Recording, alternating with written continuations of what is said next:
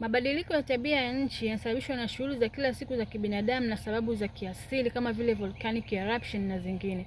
Lakini shughuli za kibinadamu zimekuwa zikichangia kwa kiasi kikubwa mabadiliko ya tabia ya nchi. Shughuli kama vile shughuli za viwanda, uchomaji wa mafuta, burning of fossil fuel, moshi wa magari, kuongezeka kwa private car, ufugaji mkubwa usio na endelevu kuna produce methane gases, ukataji wa miti kwa ajili ya kilimo, mkaa na ujenzi. Vyote hivi vina produce greenhouse gases na produce gas ambayo ni toxic. Ile gas inaenda na deplete ozone layer.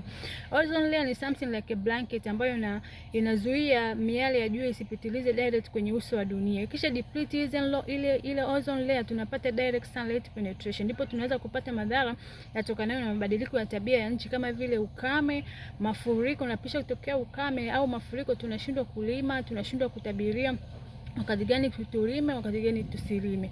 Rise of sea level, kupanda kwa ukubwa wa bahari. Then kuna melting of ice, ambao melting of ice tunaweza tukaona pia kwenye ile mikoa ya baridi. Kwa sasa barafu imekuwa inayeyuka, ikisha yeyuka kuna ongezeko la joto duniani. Hivyo basi hata ile mikoa ilikuwa ina experience baridi, kwa sasa inakuwa ina experience joto. Hivyo basi tunashauriwa kupanda miti kwa wingi ili miti iweze kufanya carbon sequestration, iweze kasink ile carbon ili iweze kupambana na madhara yatokanayo na mabadiliko ya tabia ya nchi. Pia tunashauriwa kuuse public car. Kama hakuna umuhimu wa kutumia private car, we have to use public car ili kupunguza ule moshi ambao unakuwa produced.